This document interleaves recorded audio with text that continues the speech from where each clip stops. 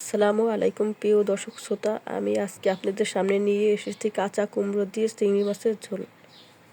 আমি ওই কুমড়োটার অর্ধেক নিলাম, অর্ধেকখানি নিয়েছি। এখন এই চিংড়ি মাছ দিয়ে আমি এটা রান্না করব। আমি এখন কেটে নিব পর্যায়ে। দেখেন আমার কুমড়োটা কাটা হয়ে গেছে। যেহেতু কাঁচা কুমড়া, তার জন্য আমি খোসা ছাড়াইনি, খোসা শুদ্ধই রান্না করব। কুমড়াটা আমার ধোয়া হয়ে গেছে, এখন আমি রান্না চেপে দেব। চুলায় আমি কড়াই বসাই দিলাম। এখন এই পর্যায়ে দিয়ে দেবো তেল।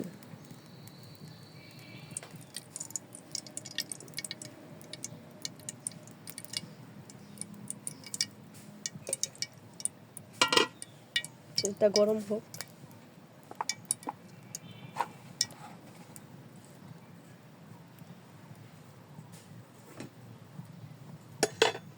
দিয়ে দেবো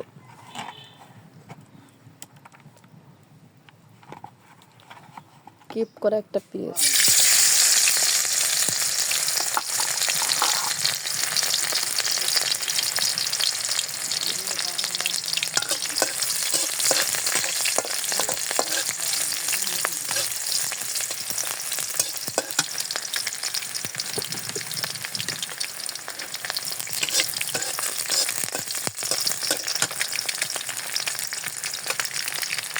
আস্তে আস্তে করে দেবো মরিচ, মশলাগুলো, হলুদ, পাখি, রসুন, জিরা বাটা, পেঁয়াজ বাটা, আর দিয়ে দেবো হালকা একটু পানি মশলা কষানোর জন্য।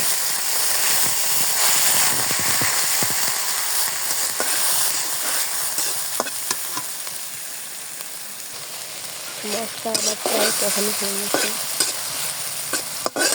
এখন আমি দিয়ে দেবো এ পর্যায়ে চিংড়ি মাছগুলো।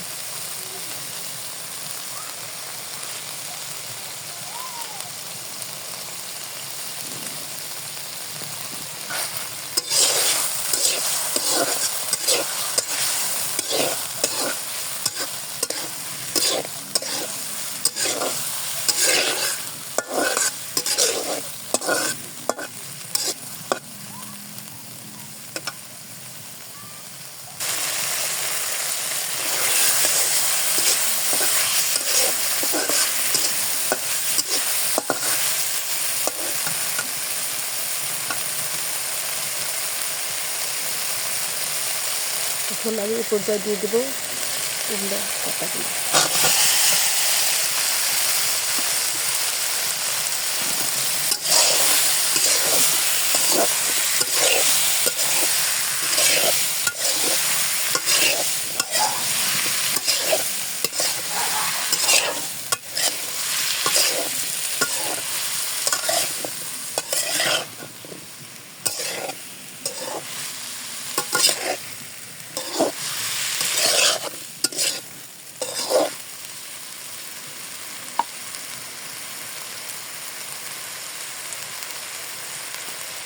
সামান্য একটু পানি দেবো।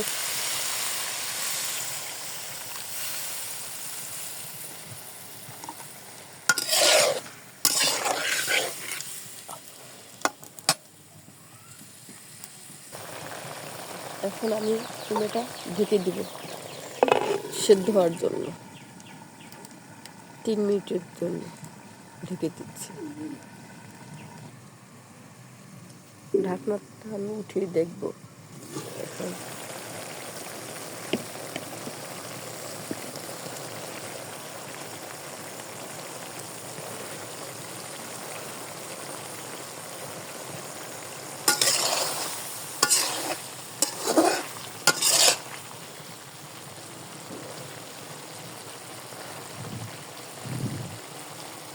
দেখেন কুমড়োটা আমার সেদ্ধ হয়ে গেছে।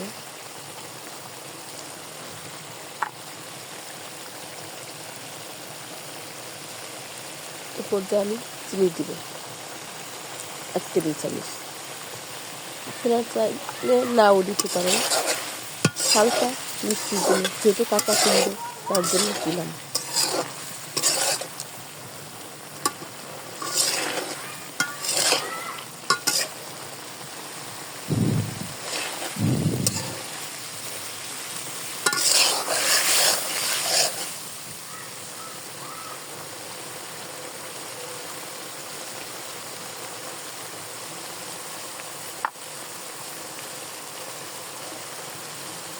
এ পর্যায়ে আমি পানি দিয়ে দিব।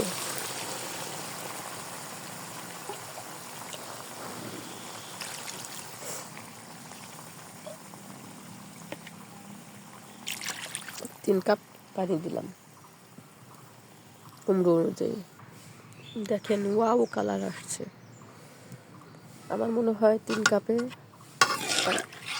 না, আরেক কাপ পানি লাগবে সম্ভবত। আমি আর হাফ কাপ পানি দিয়ে দিলাম। এখন ঠিক আছে। দেখেন প্রিয় দর্শক শ্রোতা, আমার রান্না প্রায় শেষের দিকে, ঝোলটাকে টেনে আসছে। আমি আর 2-1 মিনিট জাল দিয়ে আমি তরকারিটা নামিয়ে ফেলবো। দর্শক দেখেন আমার তরকারিটা প্রায় শেষের দিকে হয়ে গেছে। এখন এই পর্যায়ে আমি 1 টেবিল চামচ জিরা ফাঁকি দিব।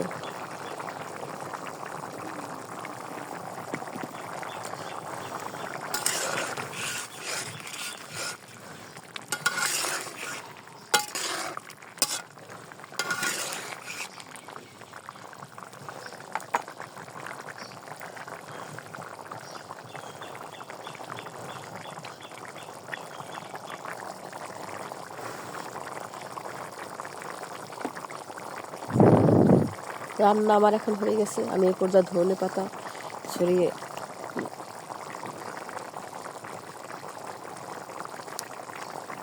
তরকারিটা এখন নাড়াচাড়া দিয়ে নামিয়ে ফেলবো।